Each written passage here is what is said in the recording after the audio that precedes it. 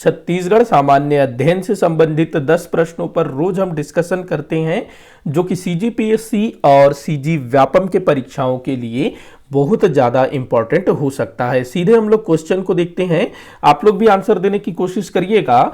पहला क्वेश्चन लिया है आज मैंने, छत्तीसगढ़ राज्य के कौन से नेता सर्वाधिक बार मध्य प्रदेश राज्य के मुख्यमंत्री बने? तो भाई बहुत अच्छा क्वेश्चन है। तो देखिएगा, पंडित रविशंकर शुक्ल, ये जो है मध्य प्रदेश के प्रथम मुख्यमंत्री थे। वर्ष 1956 में, 1 नवंबर 1956 में जब मध्य प्रदेश राज्य अस्तित्व में आया तो पंडित रविशंकर शुक्ल ही मध्य प्रदेश के पहले मुख्यमंत्री बने। ये लगभग 2 महीने ही मध्य प्रदेश के मुख्यमंत्री रहे। इसके पहले पंडित रविशंकर शुक्ल जो मध्य प्रांत एवं बरार था ना, उसके मुख्यमंत्री थे 1947 से 1956 तक।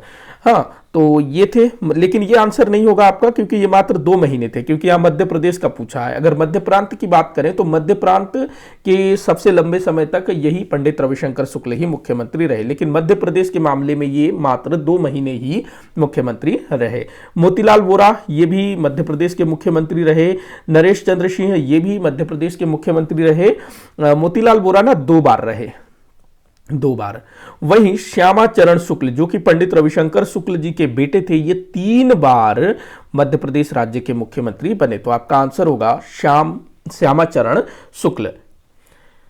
इनके अलावा एक और व्यक्ति है जो मध्य प्रदेश के मुख्यमंत्री बने थे छत्तीसगढ़ राज्य के, तो उनका नाम बताइए आप। अगला क्वेश्चन दिया है, निम्न में से कौन सी रचना लखनलाल गुप्त जी द्वारा लिखा गया नहीं है? तो लखनलाल गुप्त जी की रचना कौन सी नहीं है, ये आपको बताना है। तो देखो, सुआ हमर संगवारी, ये इनकी रचना है। संझौती के बेरा, ये भी इनकी रचना है। हाथी घोड़ा पाल की, ये भी जो है लखनलाल गुप्त जी की रचना है। गवई के गीत, ये जो है विमल कुमार पाठक जी की रचना है। विमल कुमार पाठक जी की रचना है गवई के गीत। तो आपका उत्तर हो जाएगा ड। अगला क्वेश्चन देखते हैं, 15 अगस्त 1947 की तिथि से क्या सही नहीं है? तो 15 अगस्त 1947 को हमारा भारत स्वतंत्र हुआ था। तो देखते हैं इनके बारे में, मतलब क्या सही नहीं है। तो पहला दिया है, रामगोपाल तिवारी ने बिलासपुर में ध्वजारोहण किया। तो ये बिल्कुल सही है, बिलासपुर में ध्वजारोहण किया, बिल्कुल ठीक है। अगला दिया है, रायपुर में आधिकारिक तौर पर आर.के. पाटिल ने ध्वजारोहण किया और जय स्तंभ चौक की नींव रखी। ये भी सही है। देखो, ये सरकारी तौर पर आर.के. पाटिल ने रायपुर में ध्वजारोहण किया। अगला दिया है, रायपुर के तत्कालीन पुलिस कमिश्नर के.बी.एल. सेठ ने 200 बंदियों को मुक्त किया। ये भी सही है। स्वतंत्रता की खुशी में जो कमिश्नर थे हमारे, मतलब छत्तीसगढ़ संभाग के, तो उन्होंने जो है रायपुर के तत्कालीन मतलब जो जेल था वहां से 200 बंदियों को मुक्त किया। उसके बाद अगला दिया है, पंडित रविशंकर शुक्ल ने नागपुर के, ये 2 बार हो गया, नागपुर के दुर्ग में ध्वजारोहण किया। नागपुर नहीं, इन्होंने सीतावर्डी, जो नागपुर में ही है सीतावर्डी का दुर्ग, वहां पर इन्होंने ध्वजारोहण किया। तो यहाँ पर थोड़ा सा मेरे ख्याल से, वैसे ये सही होगा, अगर दुर्ग हटा दे, नागपुर में ध्वजारोहण किया तो ठीक है। नागपुर में वैसे अलग से कोई दुर्ग नहीं था, जो सीतावर्डी है ना, जो नागपुर में है, वहां पर इन्होंने ध्वजारोहण किया, मतलब यहाँ सीतावर्डी छूट गया है। तो इस क्वेश्चन को हम लोग स्किप कर देते हैं, लेकिन आप ध्यान रखेंगे, पंडित सुंदरलाल शर्मा ने नागपुर के सीतावर्डी के दुर्ग में ध्वजारोहण किया था। मतलब यहाँ सभी कथन ठीक है, अगर यहाँ थोड़ा सा टाइपिंग मिस्टेक हो गया था बस। अगला क्वेश्चन है, वर्ष 1937 में नारायण भास्कर खरे, जिनको हम NB खरे के नाम से जानते हैं, NB खरे, तो नारायण भास्कर खरे के मंत्रिमंडल में पंडित रविशंकर शुक्ल को कौन सा विभाग दिया गया था? तो देखो, वर्ष 1937 में जब प्रांतीय चुनाव हुए तो मध्य प्रांत में सरकार बनती है कांग्रेस की, जिसमें मुख्यमंत्री बनते हैं नारायण भास्कर खरे, NB खरे।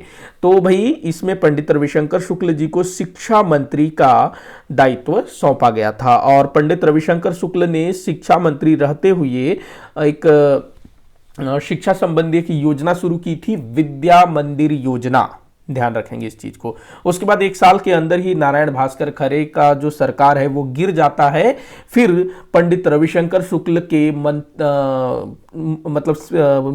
पंडित रविशंकर शुक्ल के नेतृत्व में अगला मंत्रिमंडल बनता है 1938 में। तो ये भी ध्यान रखेंगे। अगला क्वेश्चन देखते हैं, महाकवि महाशिवगुप्त बालार्जुन के संदर्भ में कौन सा कथन सत्य नहीं है? तो पहला देखते हैं, इसका शासनकाल दक्षिण कोसल का स्वर्ण काल कहलाता है। पिछले वीडियो में मैंने जिक्र किया था, सही है ये। इसकी राजधानी सिरपुर थी, ठीक है। ये वैष्णव मत का अनुयायी था, यही गलत है, क्योंकि जो महाशिवगुप्त बालार्जुन थे ये शैव मत के अनुयायी थे, शिव जी के उपासक थे। वैसे अधिकतर पांडु वंश के शासक वैष्णव मत के उपासक थे। इसके शासनकाल में चीनी यात्री वेनसोंग ने भारत की यात्रा की थी, ये भी ठीक है। ध्यान रखना है, चीनी यात्रा भारत की यात्रा पर आया था, छत्तीसगढ़ भी आया था ये वेनसोंग। अगला क्वेश्चन है, बस्तर क्षेत्र में चींटी का सेवन करते हैं, इसे क्या कहा जाता है? चींटी, जो चींटी होता है ना उसका सेवन किया जाता है। वैसे जो नॉर्मली जो चींटी होता है ना उस चींटी का नहीं, एक दूसरे प्रकार का चींटी होता है जो पेड़ों में पाया जाता है, उस चींटी का सेवन करते हैं बस्तर क्षेत्र के लोग। तो उसको क्या कहा जाता है? तो भाई इसको कहते हैं चापड़ा।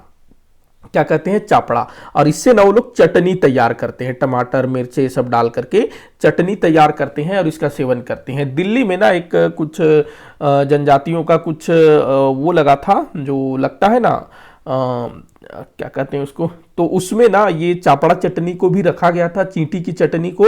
और जो पर्यटक उसमें आ रहे थे, विशेष करके जो फॉरेन से जो टूरिस्ट आए हुए थे ना, उनको इस चींटी के चटनी को चटाया गया था, चखाया गया था, तो वो लोग बड़ा टेस्टी टेस्टी बोल के खा रहे थे। तो ये ध्यान रखिएगा, चापड़ा चटनी, चींटी, बस्तर क्षेत्र में चींटी का सेवन किया जाता है, उसको कहते हैं चापड़ा चटनी। सुक्सी किसको बोलते हैं भाई? जो सूखा वाला मछली होता है ना उसको बोला जाता है हमारे छत्तीसगढ़ में, बस्तर क्षेत्र में। चाटी जो है चींटी को कहा जाता है, तो ध्यान रखना चापड़ा। अगला क्वेश्चन दिया है, छत्तीसगढ़ में बोरेबासी का सेवन कब किया जाता है? तो भाई ये भी हमारे छत्तीसगढ़ का एक कहना चाहिए संस्कृति है, या पकवान बोल सकते, पकवान तो नहीं बोल सकते, एक संस्कृति का ही हिस्सा है, एक भोजन का एक तरीका है बोरेबासी। वैसे ना ये जो बोरेबासी है इसी टाइप का चीज जो है ना उड़ीसा और बंगाल में भी इसका प्रचलन है। तो भाई ये सुबह के नाश्ते के रूप में इसको खाया जाता है बोरेबासी। इसमें ना क्या होता है, जो रात का बचा हुआ जो खाना होता है वो वेस्ट न जाए, तो उसको जो है ना पानी वगैरह में डाल करके उसको शायद रखा जाता है और फिर सुबह उसको चटनी वगैरह के साथ खाते हैं। वैसे मैं बताऊं तो भाई मैं बस्तर क्षेत्र का हूं, तो हमारे यहाँ बस्तर में ये इसका प्रचलन नहीं है। ये जो बाकी जो छत्तीसगढ़ है ना वहां पर इसका प्रचलन देखने को मिलता है। तो ये पानी वगैरह के साथ बनाते हैं शायद, मतलब जो बासी जो खाना होता है उसको, बचा हुआ खाना को। तो अगर किसी को मालूम है अच्छे से तो वो बताइएगा, क्योंकि भाई मैं बस्तर से हूं तो मुझे उतना नॉलेज नहीं है। वैसे उड़ीसा बंगाल क्षेत्र में ना इसको पकाल भात कहा जाता है, बंगाल में जहां तक, पकाल भात, पकाल भात, इसको भी ध्यान रखेंगे। तो बोरेबासी ये सुबह के नाश्ते के रूप में खाया जाता है। अगला क्वेश्चन दिया है, निम्न में से कौन सी बोली राज्य में नहीं बोली जाती है? तो भाई कुई बोली जाती है कोंद जनजाति द्वारा, उसके बाद दोरला भी बोली जाती है दोरली जनजाति द्वारा, परजी बोला जाता है। अच्छा दोरला जो है ना ये तो भाई जाति हो गई, ये बोली दोरली होनी चाहिए, हाँ दोरली ये भी बोली जाती है, परजी भी बोली जाती है। तुलु तो आंध्र प्रदेश में बोली जाती है, तुलु। एक मूवी आया था ना सिंघम, सिंघम मूवी आया था, उसमें एक किडनैपर को पकड़ा जाता है जो बिल्कुल जादू टाइप का बात करता है, उसको बोलता भी ये तो जादू है, तो वो जो है तुलु लैंग्वेज में बात कर रहा था, उसमें बताया भी जाता है ये तुलु है। तो तुलु जो है आंध्र प्रदेश में बोला जाता है, तो ध्यान रखेंगे। अगला क्वेश्चन दिया हुआ है, शैव मत का केंद्र है, तो शैव मत का केंद्र कौन सा है? मतलब शैव मतलब शिव, तो शिव जी के मंदिर कहां कहां पर है ये आपको बताना है। तो देखिएगा पाली, पाली में जो है ना शिव मंदिर स्थित है, पाली में शिव मंदिर स्थित है, पाली जो कि कोरबा में है। और यहाँ का जो शिव मंदिर है उसका निर्माण करवाया था बाण वंश के शासक विक्रमादित्य ने। शिवरी नारायण में भी शिव मंदिर स्थित है। यहाँ पर जो शिव मंदिर है उसको कहा जाता है नर नारायण माफी चाहूंगा, शिवरी नारायण में वैष्णव मंदिर है, सॉरी यहां पर ना वैष्णव मंदिर है, मतलब कि विष्णु जी से संबंधित मंदिर है।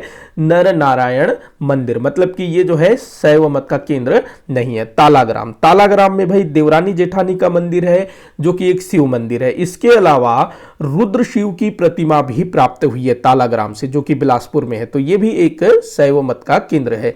चंपारण्य जो कि गरियाबंद जिले में है, यहां पर चंपकेश्वर महादेव का मंदिर स्थित है, जो कि शिव जी के ही एक रूप है, चंपकेश्वर शिव मंदिर, चंपकेश्वर शिव मंदिर।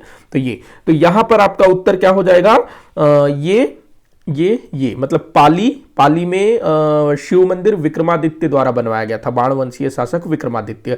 ताला में देवरानी जेठानी मंदिर और रुद्र शिव की प्रतिमा। चंपारण्य में चंपकेश्वर शिव मंदिर।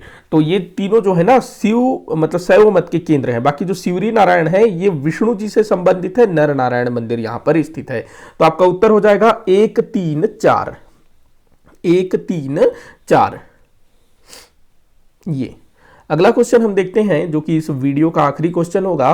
वर्ष 1946 में संविधान सभा में छत्तीसगढ़ के देशी रियासतों से चुने गए सदस्य थे। तो 1946 में जब संविधान सभा की स्थापना हुई तो इसमें जो ब्रिटिश भारत है, मतलब कि जहां पर अंग्रेज सीधे सीधे रूल कर रहे थे, जो 11 प्रांत थे, तो वहां से जो है सदस्य चुने गए, जिसमें हमारे छत्तीसगढ़ से पंडित रविशंकर शुक्ल, क्या कहते हैं, छेदीलाल हो गए, घनश्याम सिंह गुप्त, ये लोग चुने गए थे। इसके अलावा देशी रियासतों से भी सदस्यों का चयन किया गया था। तो हमारे छत्तीसगढ़ से भाई राम प्रसाद पोटाई ये कांकेर से चुने गए थे रियासत की तरफ से, ये जो है ना राजा द्वारा चुना जाता था। किशोरी मोहन त्रिपाठी ये चुने गए थे रायगढ़ से, रायगढ़ रियासत से थे। उसके बाद रघुराज सिंह ये सरगुजा रियासत से थे, सरगुजा रियासत से। ठाकुर छेदीलाल ये बिलासपुर से चुनाव जीत करके संविधान सभा में गए थे, क्योंकि जो बिलासपुर था वो सीधे सीधे ब्रिटिश क्षेत्र में आता था, रियासत क्षेत्र नहीं था। तो ये 3 लोगों का नाम याद रखना है, रामप्रसाद पोटाई कांकेर से, किशोरी मोहन त्रिपाठी रायगढ़ से, रघुराज सिंह सरगुजा से, जो कि संविधान सभा में छत्तीसगढ़ के 14 देशी रियासतों का प्रतिनिधित्व करते हुए चुने गए थे ये लोग। और जो ब्रिटिश क्षेत्र थे हमारे छत्तीसगढ़ में, उससे 3 व्यक्ति चुने गए। एक तो ठाकुर छेदीलाल बिलासपुर से, रायपुर से पंडित रविशंकर शुक्ल, दुर्ग से घनश्याम सिंह गुप्त। तो टोटल हमारे छत्तीसगढ़ से संविधान सभा में 6 लोग शामिल थे, जिसमें से 3 ब्रिटिश क्षेत्रों से चुनाव द्वारा चुने गए थे जनता द्वारा, और 3 जो हैं देशी रियासतों से राजाओं द्वारा मनोनीत किए गए थे। तो इनके नाम आप लोग अच्छे से याद कर लीजिएगा। एक बार मैं फिर से बता दूं, रामप्रसाद पोटाई, किशोरी मोहन त्रिपाठी, रघुराज सिंह, ये तीनों जो है रियासतों से, और ठाकुर छेदीलाल, पंडित रविशंकर शुक्ल और घनश्याम सिंह गुप्त ये ब्रिटिश क्षेत्र से। तो इंपॉर्टेंट है, पूछा गया है। तो इसी के साथ आज का ये वीडियो यहीं पर समाप्त होता है। आप लोग मुझे कमेंट करके बताइएगा कि आपसे कितने क्वेश्चन सॉल्व हुए। किसी भी क्वेश्चन में कोई भी डाउट हो जरूर बताइएगा। वीडियो को जितना हो सके उतना आप शेयर करिएगा, लाइक करिएगा, चैनल को सब्सक्राइब करिएगा। वीडियो को आखिर तक देखने के लिए बहुत बहुत धन्यवाद।